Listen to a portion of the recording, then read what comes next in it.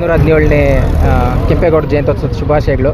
ಬಿದಿರುಗುಪ್ಪೆಯಲ್ಲಿ ಪ್ರತಿ ವರ್ಷವೂ ಕೆಂಪೇಗೌಡರ ಜಯಂತ್ಯೋತ್ಸವ ತುಂಬ ಅದ್ಧೂರಿಯಾಗಿ ನಡ್ಕೊಂಡು ಬರ್ತಾಯಿದೆ. ಸರಿಸುಮಾರು 2018ರಲ್ಲಿ ಕೆಂಪೇಗೌಡರ ಅನಾವರಣ ಆಗಿದ್ದು, ಆವತ್ತಿನಿಂದ ಪ್ರತಿ ವರ್ಷವೂ ಯಾವುದೋ ಒಂದು ಪ್ರೋಗ್ರಾಮ್ಗಳು ಮಾಡ್ಕೊಂಡು ಬರ್ತಾನೆ ಇದ್ದೀವಿ.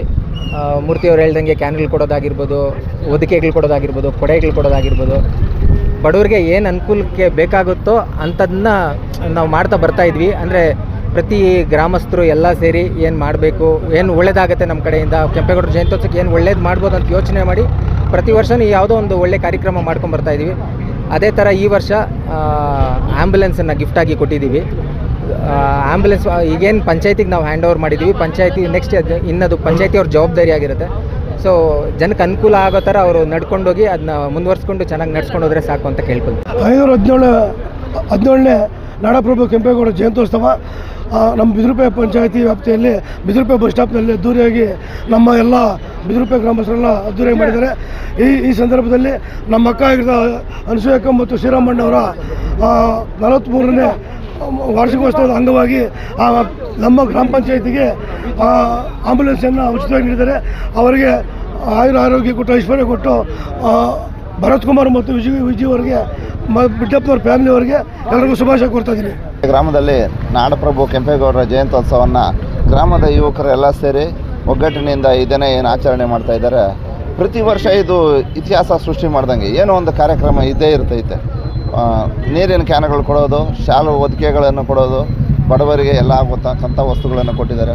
ಈ ವರ್ಷ ವಿಶೇಷ ಏನಂದರೆ ಸನ್ಮಾನ್ಯ ದಿವಂಗತ ಬಿಡ್ಡಪ್ಪನವರ ಮಗ ಶ್ರೀರಾಮಯ್ಯ ಹಾಗೂ ಅನಸೂಯಮ್ಮನವರ 43ನೇ ವಾರ್ಷಿಕೋತ್ಸವದ ಅಂಗವಾಗಿ ಅವರ ಮಕ್ಕಳಾದ ಶ್ರೀ ವಿಜಯ್ ಕುಮಾರ್ ಹಾಗೂ ಭರತ್ ಕುಮಾರ್ ಅವರು ಈ ಒಂದು ಪಂಚಾಯಿತಿ ವ್ಯಾಪ್ತಿಗೆ ಆಂಬುಲೆನ್ಸನ್ನು ಕೊಡುಗೆಯಾಗಿ ಕೊಟ್ಟಿದ್ದಾರೆ.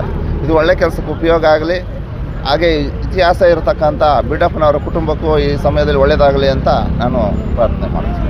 ಜಯಂತಿ ಉತ್ಸವದಿಂದ ಇವತ್ತು ಬಿದಿರುಪೆ ಗ್ರಾಮದಲ್ಲಿ ನಮ್ಮ ಸ್ನೇಹಿತರಾದ ಶ್ರೀರಾಮಪ್ಪ ಮತ್ತು ಮಕ್ಕಳು ವಿಜಯ್ ಮತ್ತು ತಮ್ಮ ಅವರು ಇವತ್ತು ಅವರ ತಂದೆಯವರ 43ನೇ ವರ್ಷದ ವಾರ್ಷಿಕೋತ್ಸವದ ಅಂಗವಾಗಿ ಇವತ್ತು 8 ಲಕ್ಷ ರೂಗಳ ಆಂಬುಲೆನ್ಸನ್ನು ಇವತ್ತು ನಮ್ಮ ಬಿದಿರುಪೆ ಗ್ರಾಮ ಪಂಚಾಯತಿಗೆ ಉಚಿತವಾಗಿ ನೀಡ್ತಾ ಇದ್ದಾರೆ. ಮೊದಲನೇದಾಗಿ ಅವರಿಗೆ ಅಭಿನಂದನೆಯನ್ನು ಸಲ್ಲಿಸ್ತೇನೆ. ಅದೇ ರೀತಿ ಇವತ್ತು ಏನು ನಮ್ಮ ಕೆಂಪೇಗೌಡರ ಜಯಂತಿಯನ್ನು ಇವತ್ತು ರಾಜ್ಯಾದ್ಯಂತ ಇವತ್ತು 517ನೇ ಜಯಂತಿಯನ್ನು ಆಚರಣೆ ಮಾಡ್ತಾ ಇದ್ದಾರೆ. ಅವರ ಆದರ್ಶಗಳನ್ನು, ಅವರ ಬಲಿದಾನವನ್ನು ಇವತ್ತು ಎಲ್ಲರೂ ಸ್ಮರಿಸಬೇಕು. ಇವತ್ತು ಬೆಂಗಳೂರು ಹೆಸರೇನನ್ನು ಹೇಳಬೇಕಾದ್ರೆ ಇವತ್ತು ಕೆಂಪೇಗೌಡರ ಹೆಸರೇ ಇವತ್ತು ಏರ್ಪೋರ್ಟಿಂದ ಇದ್ದು ಇಡೀ ಬೆಂಗಳೂರು ಇವತ್ತು ಅಷ್ಟು ಅಭಿವೃದ್ಧಿ ಆಗೋದಕ್ಕೆ ಮೂಲ ಪುರುಷ ಕೆಂಪೇಗೌಡರು.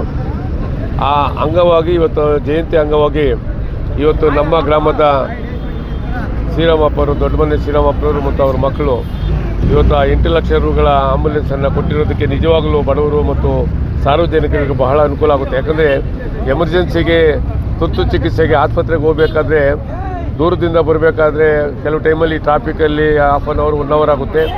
ಪಂಚಾಯತಿ ಮುಖಾಂತರ ಬಳಿನೇ ಇರುತ್ತೆ. ಎನಿ ಟೈಮ್ ಯಾವುದೇ ಗ್ರಾಮದವರು ಎಮರ್ಜೆನ್ಸಿ ಪಂಚಾಯತಿಯಲ್ಲಿ 10 ಗ್ರಾಮದವರು ಯಾವುದೇ ಜನಾಂಗದವರು ಆಕಸ್ಮಿಕವಾಗಿ ಎಮರ್ಜೆನ್ಸಿ ವಾಹನ ಬೇಕಂದರೆ ಉಚಿತವಾಗಿ ನೀಡಬೇಕನ್ಬಿಟ್ಟು ಇವತ್ತು ಅವರು ಕೊಟ್ಟಿದ್ದಾರೆ.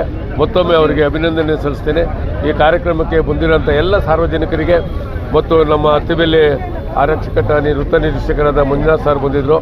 ಅವರು ಸಹ ಈ ಕಾರ್ಯಕ್ರಮವನ್ನು ಪಾಲ್ಗೊಂಡು ಇವತ್ತು ಮಾಲಾರ್ಪಣೆ ಮಾಡಿ ಹೋಗಿದ್ದಾರೆ. ಅವ್ರಿಗೂ ಸಹ ಎಲ್ಲರ ಪರವಾಗಿ ಅಭಿನಂದನೆ ಸಲ್ಲಿಸ್ತೇನೆ. ಮತ್ತೊಮ್ಮೆ ಅಂಬೇಡ್ಕರ್ ರೀತಿ ಈ ಕೆಂಪೇಗೌಡರು, ಇಡೀ ನಾಡಪ್ರಭು ಕೆಂಪೇಗೌಡರು ಆದರ್ಶ ಪುರುಷರು.